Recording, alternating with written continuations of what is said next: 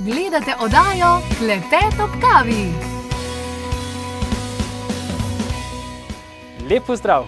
Danes imamo posebno temo za vas in sicer zakaj moški nikoli ne poslušamo in zakaj ženske ne nehajo govoriti. In sicer z nami sta čudovita gosta Sašo in Lara in danes bo zelo zanimivo. Povejte mi. Lara, draga naša. Ja. Kako je kaj to res? Ja, to se mi zdi, da nažalost je res, ne? Ampak jaz mislim, da zato, ker smo mi tako narejeni že v osnovi, naravno, ne? Ženske smo večplastne, ne, večznačne, imamo več... Ja, ne, sej to ni slabo, to sploh ni slabo, zato ker se ravno zaradi tega v bistvu dopolnjujemo, ne? Ampak, tako kot sem rekla zdaj že v čakanju Sašotu, da bi v bistvu, kako bi rešili ta problem je, da moški začne malo poslušati, ne, ženska pa ne mičken skrajša to, kar ima za povedati.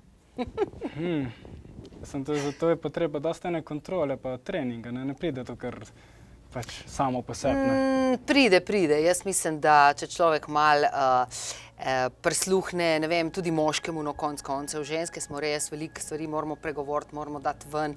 V bistvu na ta način tudi rešujemo probleme, ne. Moški pa vedno misli, ja kaj ne zdaj rešim, zdaj si ful povedala, kaj ne zdaj naredimo, on bi rad rešil problem, kar je tudi zelo krasno, plemenito, ampak me ženske počasih rabimo samo dati ven. In zdaj jaz pa zastopam, da ti naši reveži, ne, moški, dobro ne ti, hvala Bogu, ker ne živiš z mano, ne,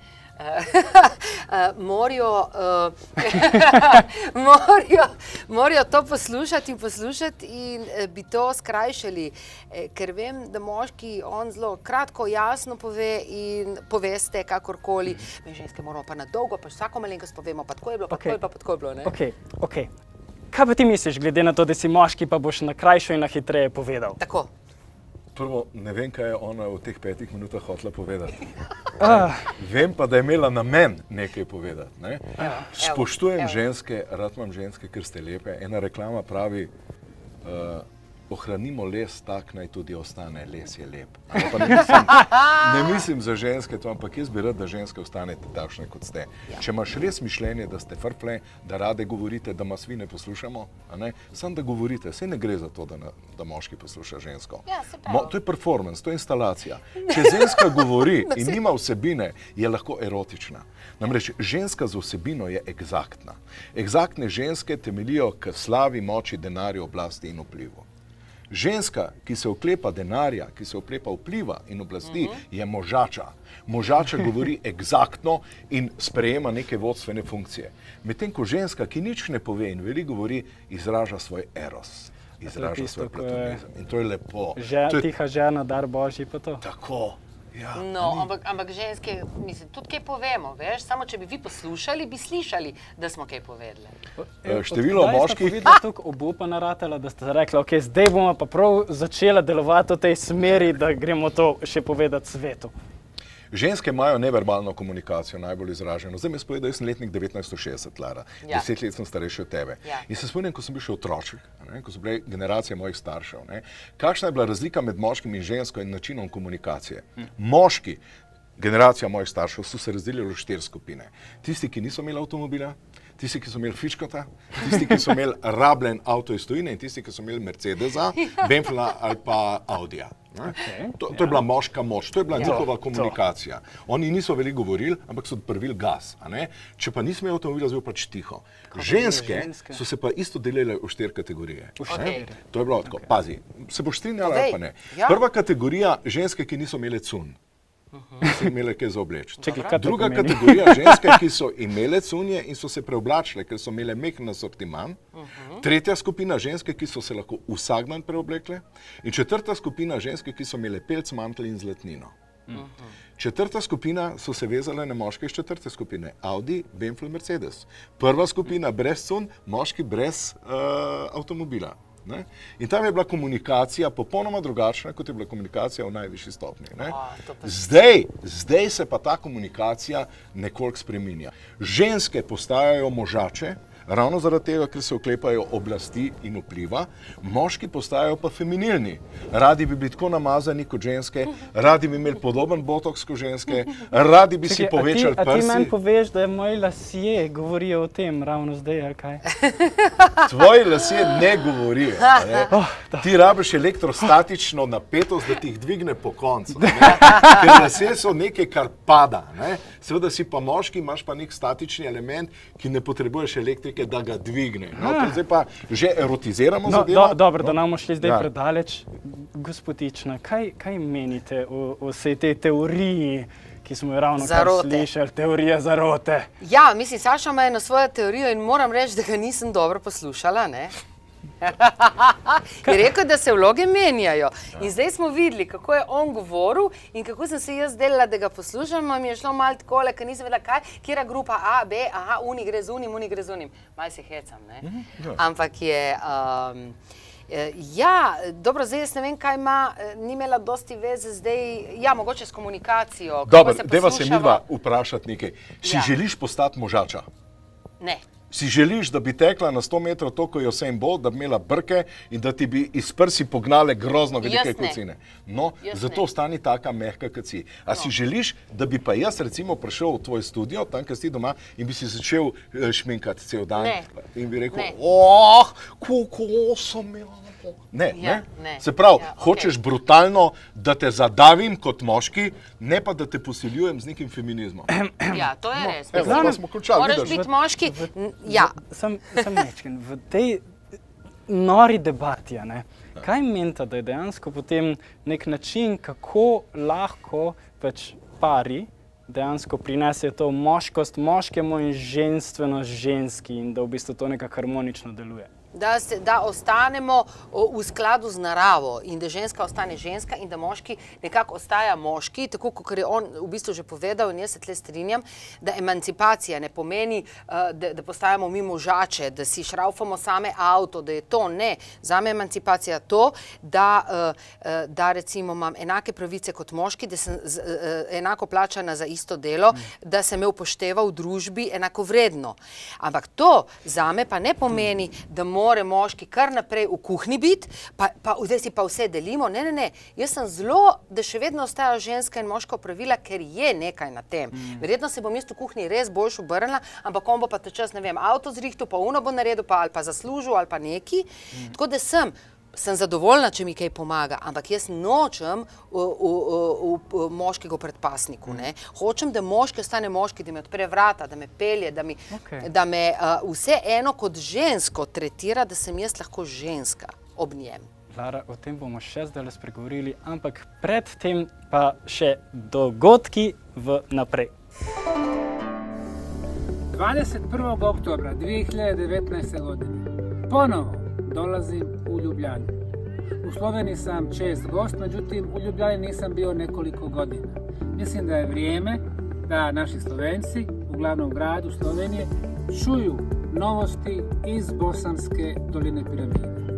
17.10. vas vabimo na brezplačni dogodek, namenjen predvsem bolnikom, onkološkim in drugim. Marija Ana Kolman bo govorila o naprednih pristopih združevanja medicine in fitoterapije. Ker je prvi vikend šamanizma in fitoterapije na Jezerskem razprodan, smo objavili dodaten termin od 25. do 27. 10. Na Šenkovi domačiji na Jezerskem bo torej potekal vikend z Marijo Ano Kolman, šamanizem in fitomedicina. V glavnem, to so bili napovedi za dogodke v prihodnosti. Zdaj pa nadaljujemo s tem čudovitim pogovorom o odnosih, o moški in ženski. In v bistvu tako čudovito si tako predstavila, v bistvu, kaj je tebi kot ženski pomembno, da se v bistvu vzpostavi v svetu. Ampak me pa zanima v bistvu tudi, ko pride do financ. Ko sem že dostakrat slišal te teorije, da pač ženske niso toliko plačane kot moški. Ne. Ampak če v bistvu gledamo statistično, je veliko več moških, ki opravlja bolj fizično težke dela, bolj nevarna dela, so bolj pripravljeni potovati za delo, ne. Medtem ko ženske imate pa bolj na kakšnih univerzah, na kakšnih teh pisarniške ali pa kaj takega, in tako da so v bistvu že tako drugačne kategorije, ne. Ja, to ja, ampak ko smo pa recimo dejansko v isti službi, v isti sosednji pisarni, za isto delo govorim. To ja, ampak to sam kaže, da dejansko se delimo na neka moška in ženska opravila službe. Normalno, moški je, če drugega ne se spravim, vedno se je treba vrniti k naravi, ne, je fizično močnejši, tudi verjetno vzdržljivejši, ampak ženska je pa roditeljica. Imate višji prag bolečine? Prag bolečine, novo življenje dajemo seveda na ta svet in tako naprej. In to to recimo mene osebno moti, ker se v družbi ne upošteva pravzaprav. Ne. Mi moramo zdaj kariero isto kot moški peljati, ampak v bistvu vmes ženske rodimo, ne. In to te zelo onemogoča, ti si tisti, ki si prvi pri otroku in tako naprej. In to bi bilo treba upoštevati. Sašo, kako ti reagiraš v ženske, ko v bistvu melje in govori in razlaga in se pač ne more staviti? Kako ti v bistvu staviš recimo osebo, mislim žensko pri ne vem, ko je ful noter, pa je ful pomembno to, kar razlaga? Lara recimo je zdaj pokazala, da je umetnica, ne? To je umetnost, da govoriš 5 minut in nič ne poveš. To je najbolj vrhunska umetnost. Na drugi strani pa pragmatizem, govorila si o delu, ne? Ti bi rada bila za enako delo, enako plačana kot moški. Te greva z fizikalne osnove, ne greva z umetniške osnove. Kaj je delo? Delo je premagovanje sile na poti. To je fizikalno. Kaj pa je to? To je pa izguba energije. Se pravi, jaz manj energije zgubljam kot moški, maraton pretečem v 2 urah in parih sekundah, to je svetovni rekord, ne? Ženska teče pa 2 ure 20 minut, 2 ure 30 minut, ne? Se pravi, ona zgublja energijo 20 minut dlje. Se pravi, ona je v deficitu. Se pravi, jaz moram biti boljš plačan, ker jaz sem nehal zgubljati energijo. To je, čakaj, to je fizikalno, čakaj punčka, to je fizikalno. Zdaj greva pa z erotičnega tistega naboja, ki mi je najlepši, ne? Pa mi boš ti povedala, ker si primorka, koliko časa rabi moški? En moški, da svojo Mikico, punčko, zajčkico spremeni v ta staro. Nedolg, ne? Nedolg. Nedolg. No, viš, to je ta temeljni problem moškim in ženskom. Da sta dva, ki sta recimo na Gorenskem, je že takoj v navadi, da se imata rada, sta stara 18-19 let, čez 2 leti je pa že naš ati pa naša mami. Mami pride, taka punčka luša, mamica naša je prišla. Pol privun, ta stara je prišla. In ti misliš, a je užaljena? In on reče, ta star je prišel, ne? Ali pa šefica je prišla, to je tudi doskrat izrad. Šefica je prišla in tako naprej. Se pravi, v tem trenutku se moški in ženska izenačita med sabo. Zgubi se eros, ne, in potem normalno, da pridejo tiste fizikalne veličine do veljave. Moški je tih in zagrenjen, ženska pa gobezda, a ne, v 3 krasne, ne, kar ne bi bilo potrebno. Če bi pa ohranila svoj eros, da ona ne bi bila čez 2 leti una starka ali pa mamica, ampak bi bila še zmeri miškica, zajčkičko, to pa bi bilo pa luška naprej, ne, pa bi se pa te stvari razvijale, tako kot bi se mogle. Ker moški pa ženske mora biti razlike. To, kar je voditelj rekel, prosti si rekel, da moški so še zmeraj, ženske upravljajo določena dela, moški taka in drugačna. Danes poglej, ženske so v vojski, ženske so v policiji, mix martial arts lahko pogledajo, ženske se klofajo tako, kot moški.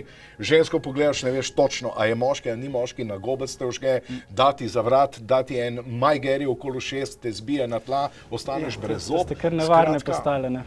Lara, kaj pa v bistvu, kakšen je pa tvoj način, da v bistvu skomuniciraš ali pa da dobiš to, da te v resnici moški zares sliši?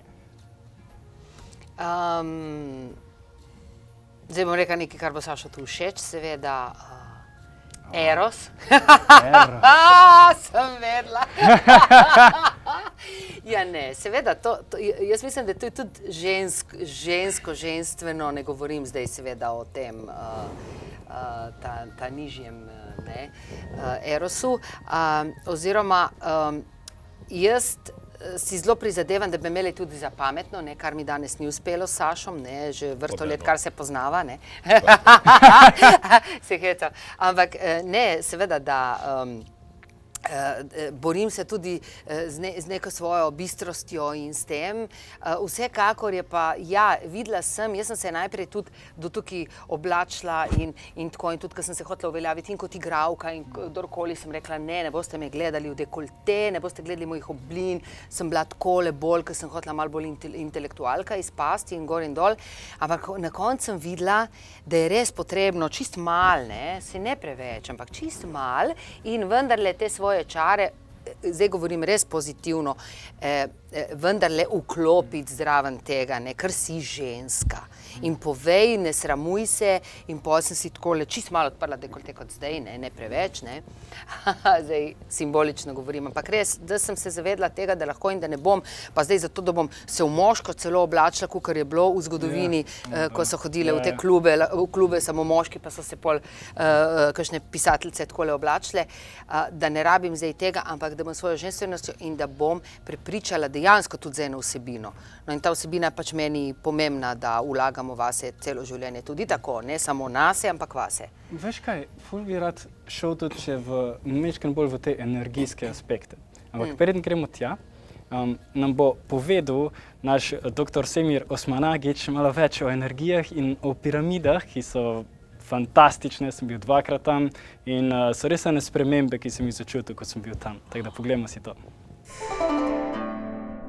21. oktobra 2019. godine ponovo dolazim u Ljubljanu.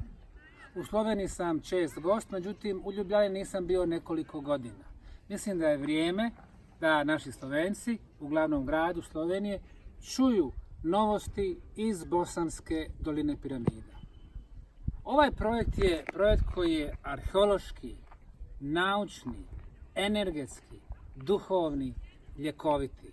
Prema tome, sve ove novosti sa pionirskim analizama i dokazima kako djeluje energija piramida moći ćete da čujete na mom predavanju 21. oktobra ove godine. Radujem se dolasku, Slovenci su nam vrlo česti ovdje u Visokom, vrlo dragi gosti, razumiju što radimo i mislim da je vrijeme da damo još jedan poticaj da ih što više dopeljamo ovdje u Visoko. To je bilo fantastično. Veš kaj, Saša, povej mi, kako pa ti sploh doživljaš, pa vidiš, pa kako dojemaš te energije, pa nevidne stvari, pa kako to bi mogoče vplivalo tudi na moške in ženske in odnose? Odnos med moško in žensko energijo. Jaz zdaj iz kakšnega filozofskega vidika se ne bom opredeljeval do tega bolj z fizikalnega vidika. Ženske vreščijo z veliko večjo višino kot moški, recimo.